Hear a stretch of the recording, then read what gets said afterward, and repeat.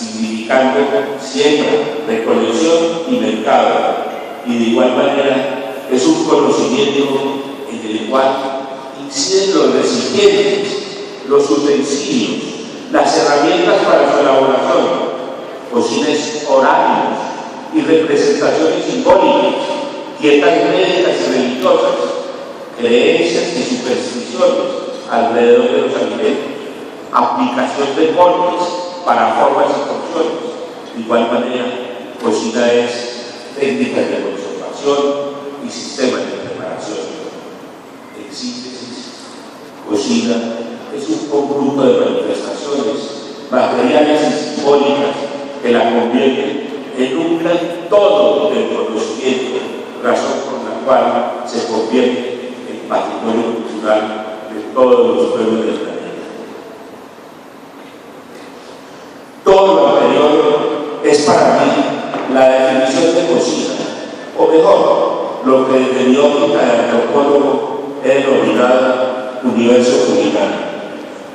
Y es desde esa misma óptica que a continuación voy a comentar el tema con que se ha titulado esta convocatoria: la cocina, ingrediente de creación literaria.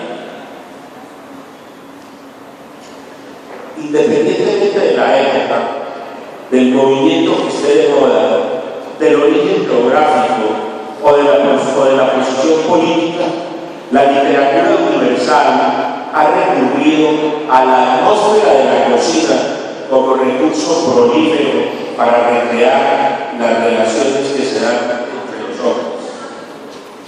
No significa ello que toda la literatura la utilice, y menos aún que le sea necesaria. Hay literaturas, géneros de la literatura que nunca se han referido a la cocina.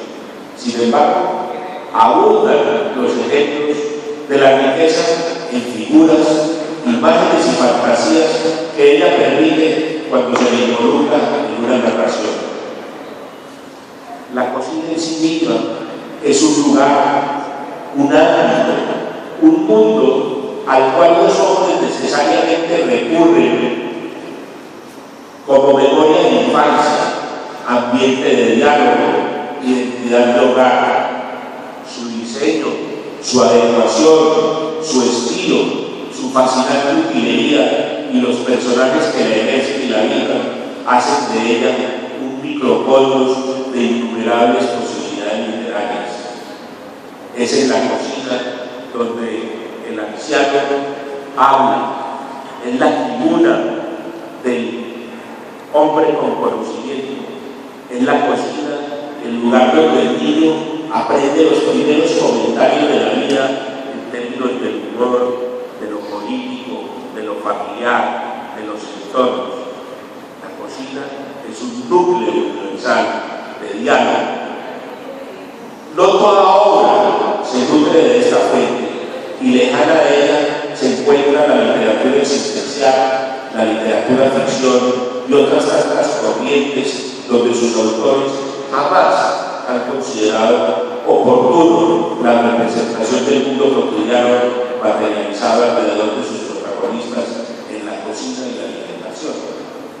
El caso contrario, aquel que nos interesa, tiene abundantes ejemplos a través de la historia de la literatura, los cuales, tomados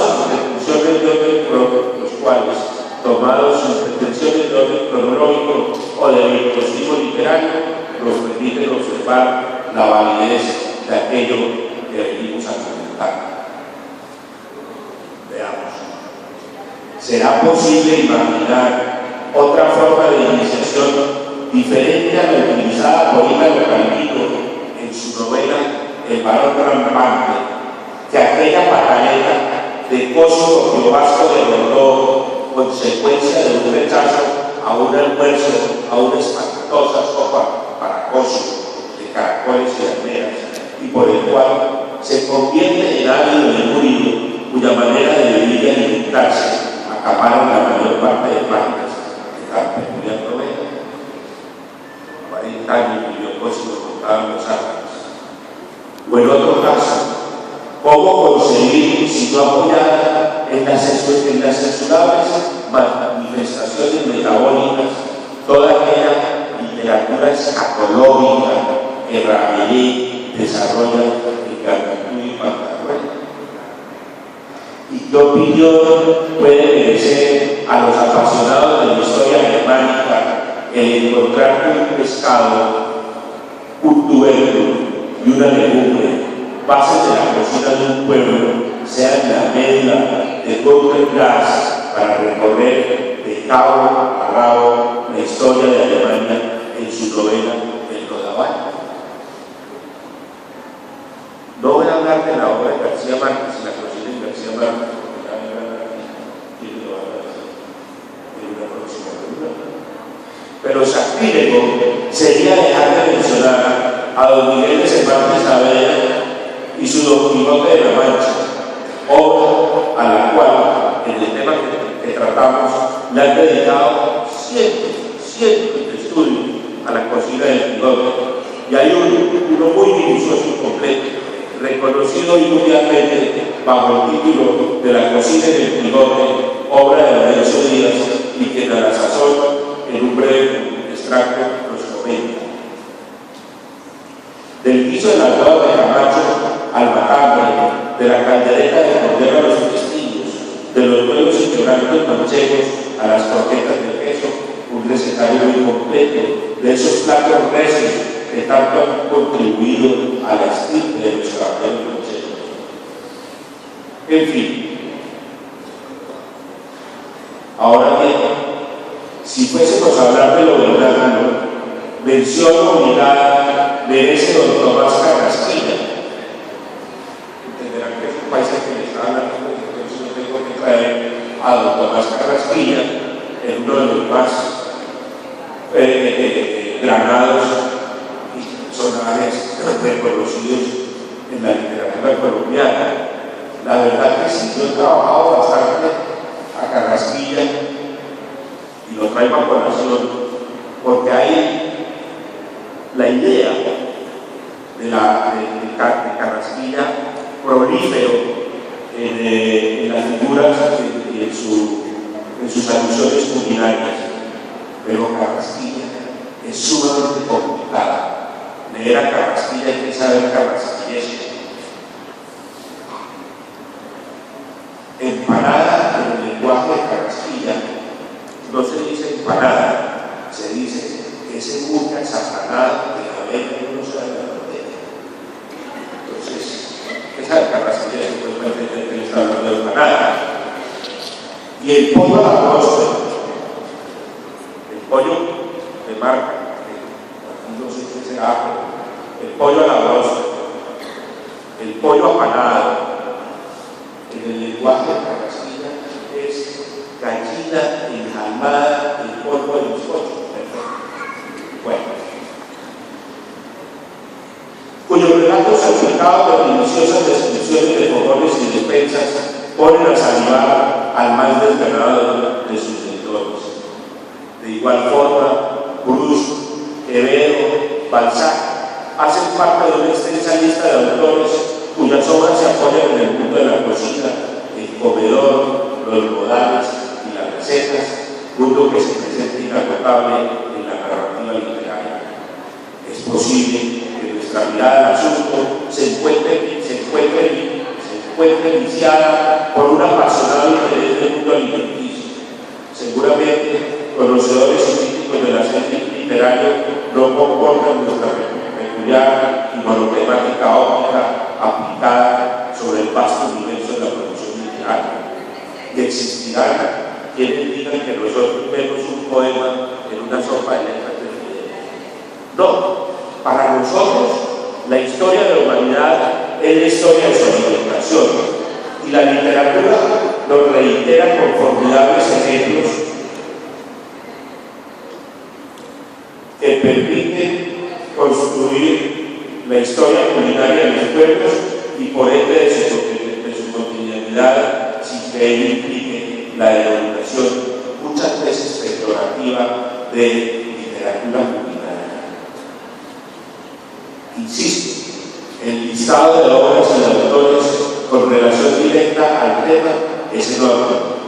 Permítase hacer una rápida relación someramente descriptiva con el fin de mencionar y resaltar a los estudiantes de cocina que hoy están aquí presentes mi recomendación para tener muy en cuenta esta bibliografía culinaria, la cual debe de ser seguida en un proceso de lectura por todo aquel individuo que hoy esté pensando en convertirse a futuro en un auténtico chef profesional de cocina.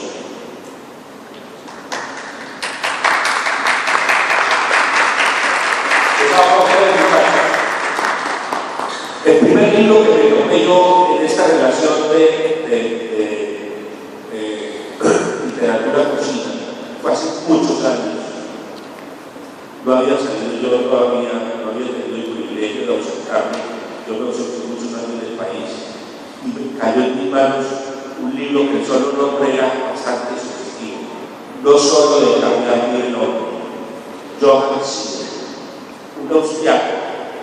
No solo de caviar ni el nombre, fue publicado en 1960 y es considerada como una de las novelas nacionales más afortunadas del siglo pasado. Singer, su autor, retrata a Thomas Leibniz, un banquero alemán residente en Londres, cuya vida de repente sufre un vuelco cuando durante la Segunda Guerra Mundial se ve obligado a trabajar de espía. Leibniz se tiene que poner primero al servicio de los alemanes y después para los británicos y los franceses. Entre enredos y aventuras, el protagonista tiene que cambiar permanentemente de identidad y relacionarse con algunos de los personajes más conocidos de la época, a los que suelen obsequiar con memorables invenciones gastronómicas. Los invitaba a sus mercados en Londres y en el libro muestran las recetas y las minutas. Es un fantástico libro de cocina. Gabriela Claudia Carrera,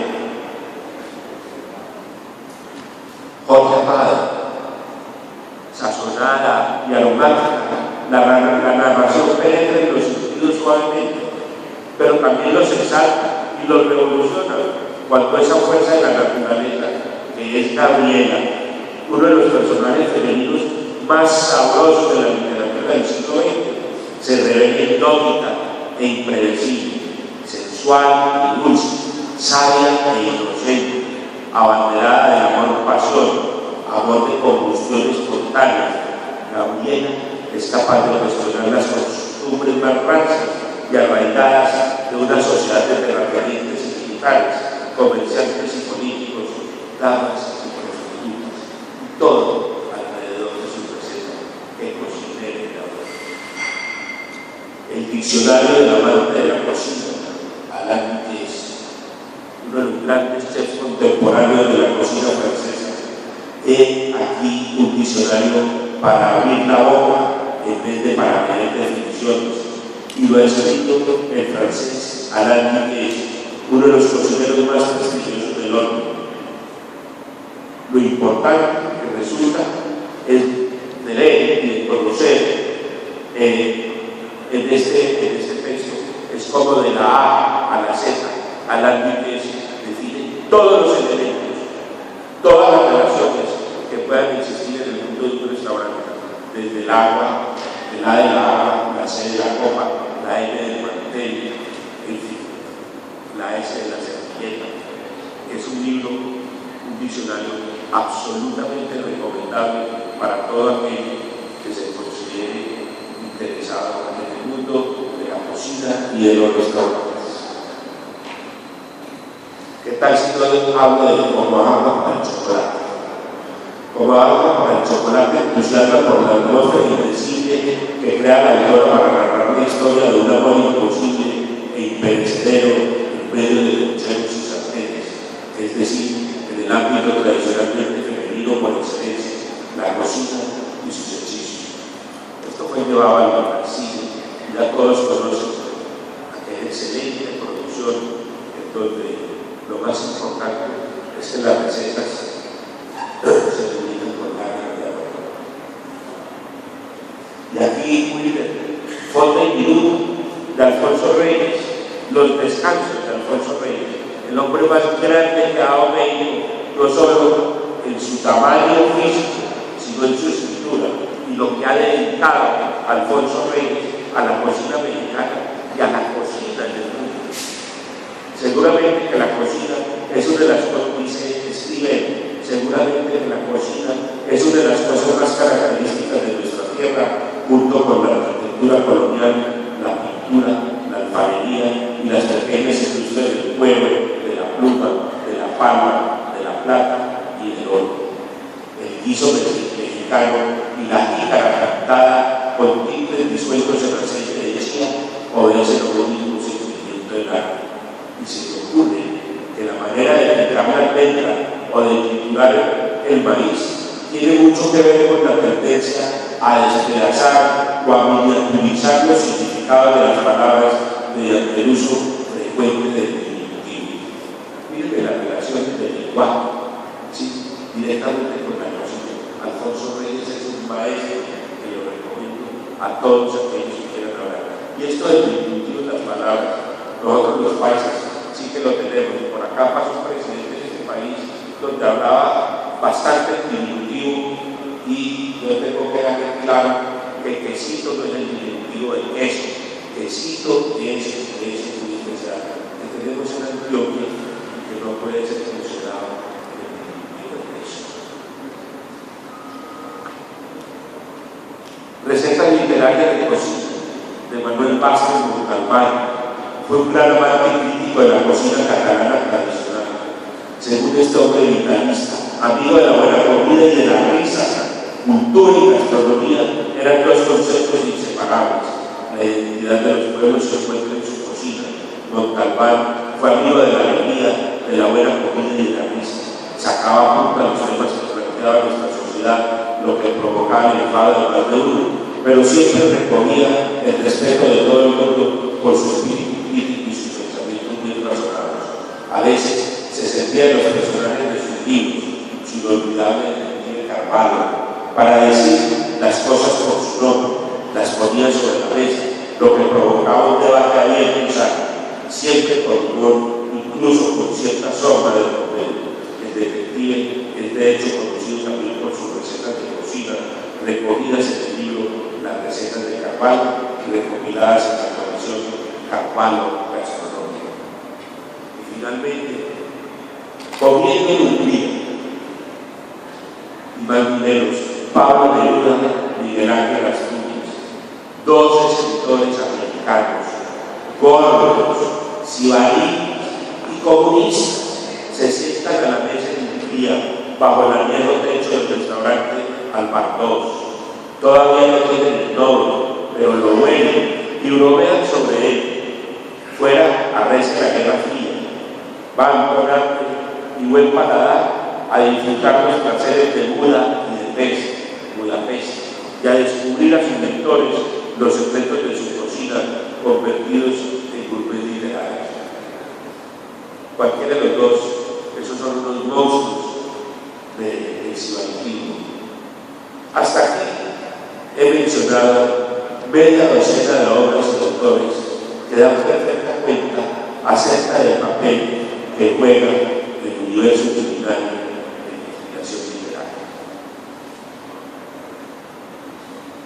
Por asuntos del azar del destino, llegué por primera vez a Riohacha en el año 2009 y de manera casual me encontré en el lobby del hotel, no con un señor, sino con una señora voz, un vozarrón. Se trataba de David Sánchez Curiao, quien se encontraba invitado para conversar con algunos amigos, como saben invitar aquí a conversar etílicamente. De manera casual, él escuchó cuando me estaba registrando en la recepción y de inmediato me interpeló para preguntarme, en mi condición de antropólogo, qué me traía por esta tierra. Cuando le contesté que estaba haciendo unas pesquisas sobre la cultura culinaria guajira, este bozarrón se deleitó haciéndome sugestivas descripciones y advirtiéndome la dificultad de encontrarlas en un recetario. Voy a finalizar este prólogo, no sin antes dejar ante los estudiantes de cocina una inquietud: la importancia de plasmar por escrito los recetarios regionales. Por favor, muchachos, escúchenme esta última cantaleta. La gran diferencia de los pueblos con escritura y aquellos que no la tienen es la manera como cada uno ha conservado su legado histórico. Los primeros lo hacen en documentos, los segundos en la palabra, o mejor, en la tradición oral. Desde el momento que el hombre empezó a simbolizar a partir de grafismos hasta lograr una comprensión de signos que en su conjunto constituyeron un lenguaje visual, desde ese mismo momento la forma de transmitir el conocimiento dio un paso fundamental. Ideas, hechos, leyes y costumbres comenzaron a ser escritos, y a ello no fue ajeno lo más sutil de la vida cotidiana, la cocina. Hace miles de años se guarda la costumbre de apuntar cómo hacer y cómo transformar tal o cual producto. Valga decir, desde mucho antes de la era cristiana, todo aquello que agrada al paladar del hombre ha merecido el pedido de su recetas.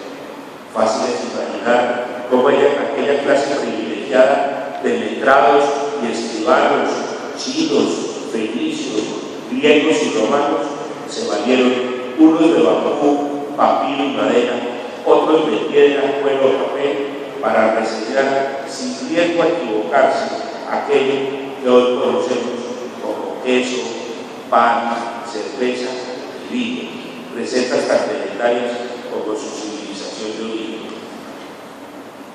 La cocina de una región no son solo sus recetas. En la cocina de una región yace su historia y su cultura. Estoy seguro que la inmensa cocina guajira está aún por escribirse. Muchas gracias.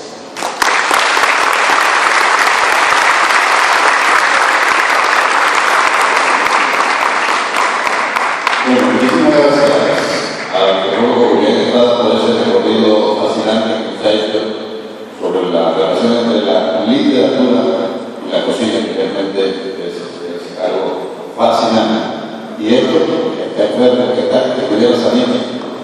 Bueno, muchísimas gracias. La gente ha estado atenta, absorta escuchando. Pero bueno, lo que vamos a ver a mí estar allí en Budapest, sentado en una mesa, junto con Pablo Neruda y el guatemalteco Asturias, porque realmente eran grandes comedores. Quería corregir una misión inmensa, dar las gracias al Liceo Nacional Padilla, a su rectora, por acogernos al evento en esta bella instalación